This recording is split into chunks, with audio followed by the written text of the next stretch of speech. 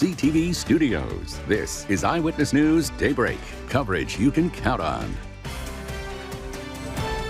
Right now on Daybreak, details on a strange arrest. One man is behind bars for a disturbance at a local hotel. Who he is, plus reaction from witnesses. Plus, new laws now in effect in the Sunshine State, what two residents in particular are most responding to. And getting students on the right track. One local university in the capital city unveils a new student success plan. Morning, everybody. Thanks a lot for joining us. It is a Tuesday morning. Art Myers here, along with Venice Toussaint. Thank you for joining us. Yeah, can we? We made it past Monday. We made it past Monday. We're into Tuesday here. That first story you were talking about, a Hotel Duval and what happened there. Kind of a strange one. Man. Have details on that a little bit. Very strange. Really involving crazy. all types of things that shouldn't happen. Exactly. Well, there's our tower cam this morning, and around here, not so bad. I guess off the coast, we're seeing a little bit of rain down there, just to the south. Hopefully it stays down there. Brittany. Will it stay? Well, a few areas along the coast, yes, are dealing with those showers. I don't think much of our area is going to see any rain through the morning, but through the afternoon, that's when we have a little bit of a change ahead. Right now, though, radar just showing a clear picture throughout all of South Georgia. They actually are benefiting from a little bit of a push of drier air this morning, so that's keeping cloud cover still in the picture, but those rain chances staying out of the way of South Georgia. North Florida, though, if you are in Taylor County, Lafayette counties, even portions of Suwannee County, southern portions of Suwannee County, couple of showers drifting on shore from the Gulf of Mexico. You may even notice a couple of lightning strikes out near Keaton Beach along coastal Taylor County. But overall, it's not severe, and through the morning, most of us are still going to be in the 70s. 75 degrees right now here in the capital city, 73 in Thomasville, and low 70s into Valdosta, Georgia. Overall, these temperatures still in the low to mid 70s no matter where you are, and through the rest of the morning, still around the mid 70s. Mostly cloudy skies with a muggy start in the early morning, but as we head through the afternoon, we're seeing the return of those mid 80s and possibly a couple low 90s, but also the return of some rain chances too. We're tracking those showers for the rest of the afternoon. All right, thanks, Brittany. Developing this morning, an ongoing standoff situation ending with a man found dead in Tallahassee. A police and SWAT team were on scene for hours there. The Tallahassee Police Department and SWAT team swarming the home in the 400 block of Forsyth Park Circle. Our Simone Davis is on the scene right now. And Simone, what other details can you tell us about what happened there? Art, Venice, 6 hours of this standoff starting at 6 p.m. on Monday. Now out here, it is pretty quiet. Investigators just now leaving the scene about 10 minutes ago. Now, again, this started at 6 p.m. on Monday evening. TPD receiving calls of a man barricading himself in the home, threatening to hurt himself as well as others. Now, 50 to 75 officers arriving on the scene. They evacuated neighbors in this area. And when they around 12:30, they sent a robot in the home to look through the home. And then at 1 a.m., that is when officers and SWAT team actually entered the home, finding the man dead with a self-inflicted wound. Now, details in regards to who this man is and how long he was dead inside the home, we're still awaiting those details. But as we get that information, we'll be sure to let you guys know. For now in Tallahassee, Simone Davis, WCTV Eyewitness News. All right, thanks, Simone, for that update. Tallahassee police also investigating an attack with an axe. The assault happened at Capitol Park on Omega Avenue on Saturday night. TPD says the victim was taken to a hospital for treatment. No word yet on the condition. Well, 3 people are behind bars after a major drug bust at an apartment complex in Tallahassee. Devin Wilson, Sidney Wilson, and Carlos Wright are facing drug charges after police found about 20 grams, they say, of marijuana and paraphernalia on them. Police say they were monitoring a pool party at the College Club townhomes on South Adams Street. The men showed up wearing gang-affiliated clothing. After searching their car, and other drugs and firearms were found as well. All right, so this is a strange story we first told you about yesterday, but we have new details this morning. A Leon County man is set to appear in front of a judge after being arrested for a disturbance at Hotel Duval. Our Charlene Cristobal joins us with more on just what happened there. Charlene, what's so bizarre about this arrest? All right, guys, so it's been getting a lot of buzz on our social media pages and our website as well. Take a look. A 31-year-old man named Ryan Campbell is behind bars after, as you say, a bizarre incident at Hotel Duval. This is him right here. Police say he was harassing customers at the bar at the hotel. When he was confronted by staff, he reportedly grabbed them by their genitals. I could not make this up. It doesn't stop there. Campbell then allegedly took off his pants and ran through the hotel, pulling fire alarms. Police suspect he was also wearing women's underwear at the time. As officers tried to look for Campbell in the hotel, he removed 2 fire extinguishers and sprayed several people in the hotel. But surprisingly, guests say they were not shocked. I took it as a joke, so that kind of thing seems to be happening around here pretty often. So, I mean, I see crazy stuff out here every day. Campbell was taken to the hospital for an evaluation. He is charged with battery, tampering with a fire extinguisher, and other charges.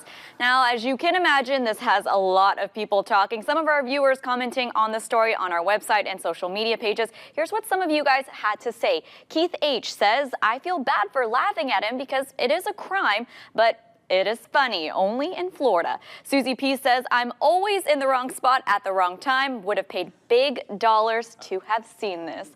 And we would, of course, love to hear from you as well. You can tweet me your responses or Facebook me. Guys, I mean, it's just bizarre all the way around. I mean, only in Florida, right? Very, very bizarre. And you know what? I read that police said he was at the bar before all of this happened. So yeah, that might explain some of this behavior. I would have paid big bucks not to see that. Right. So, my gosh. All right. Thank you, Charlene. Thanks, Charlene. It's never good when our city is viewed in this light, but I will say that the FBI play an important role at keeping law and justice and running these kinds of investigations.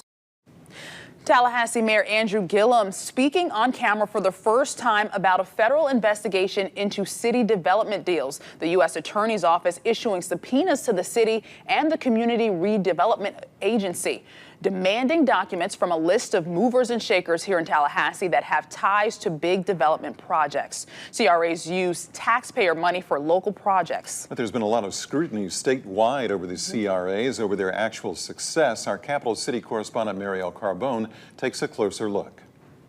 Staff at FSU's DeVoe Moore Center for Research say there are a few issues when it comes to CRAs.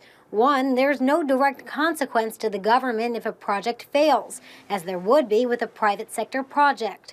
Two, it's a complicated process, and for those that don't know much about it, it's tough to break into, leaving the deals with a select group. Plus, there's not much research showing CRAs actually have a meaningful impact. In many ways, we wouldn't mind if these networks existed if we were convinced that the benefits were going to come out of these projects. A lot of people are very skeptical. And they also think a lot of people are benefiting their bottom line at the expense of the public interest. Staley's saying there are 2 factors necessary for a CRA to be successful. Those are transparency and accountability. When those don't exist, that's when problems occur. In Tallahassee, Marielle Carbone, WCTV Eyewitness News.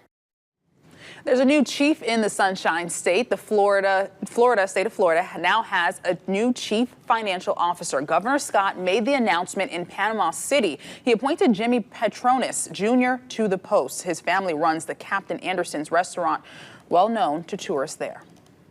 Really appreciate the opportunity and honor to serve the state of Florida as your next CFO, and look forward to bringing a continued legacy of economic prosperity, job creation, and a stronger economy to our great state. Petronis was a member of the Florida legislature for 8 years. Scott later appointed him to the Public Service Commission. Meanwhile, Governor Scott also signing 29 bills into law, the 2 biggest, HB 1A and 3A. 1A will actually fund Visit Florida and Enterprise Florida, something the governor really wanted. Also, 3A will boost public school funding. Lawmakers passing both of those during the special session. You can find the full list of newly and signed bills on our website, WCTV.tv. In other news, some local treasures now added to the National Registry of Historic Places. The Secretary of State announcing 9 new designees. Bolin's Grocery, you see it here, now on that list. It's been serving up groceries in St. Mark's for more than a lot of years, since 1938. It's survived many storms and fast-moving floodwaters and is the oldest retailer in that coastal town. Very cool. Plus, Tallahassee's old fire station number 2 made the list. The one-time maintenance shop near the corner of Monroe and 6th Avenue, also rehabbing military surplus into fully functioning fire trucks. Its doors opened 50 years ago.